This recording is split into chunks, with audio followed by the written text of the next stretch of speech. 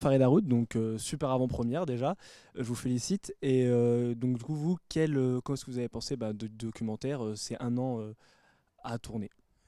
Alors, en fait, on a commencé le tournage en août, pour être précis, 2000, on est en combien là 2022. Le premier jour de tournage, c'était à Seattle. On a commencé presque par la fin, en fait.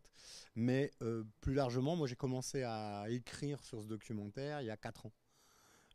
Parce que quand on fait des docs, en fait, il faut toujours en avoir en réserve parce qu'on ne sait jamais lequel va aboutir. Donc, il y a 4 ans, le premier mot sur du papier. Il y a un peu moins d'un an, les premières journées de tournage. Et puis après, ça s'est espacé.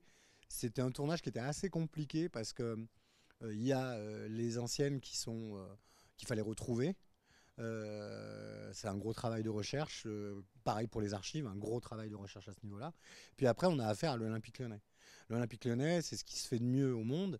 Et en termes de disponibilité, c'est pas évident. Parce qu'elles-mêmes ne connaissent pas leur planning la veille. Donc il faut être toujours prêt, quitte parfois à ne pas tourner. C'est-à-dire, si on vous dit c'est 13 heures, ça va être plutôt 16.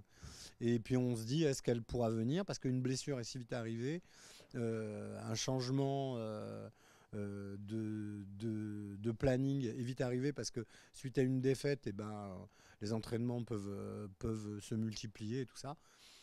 Mais je dirais qu'à chaque fois que j'ai eu l'occasion d'avoir les filles, elles se sont toujours données à 100%. Elles ont toujours été très disponibles. À l'image de Selma Bacha, qui est le fil conducteur du film, et à qui j'ai demandé, il faut que tu m'accordes 2 heures de ta vie, et tu ne sais pas ce qui va se passer. Et elle a dit oui, et elle a joué le jeu à 200%. Et autre question, du coup, vous avez déjà fait un documentaire sur les féminines. Qu'est-ce que celui-là apporte de plus à l'ancien? Euh, En fait, c'est comme si vous vous disiez, tiens, on a fait un documentaire sur la Deuxième Guerre mondiale. Et puis après, on refait un documentaire sur la. Personne ne me posera la question.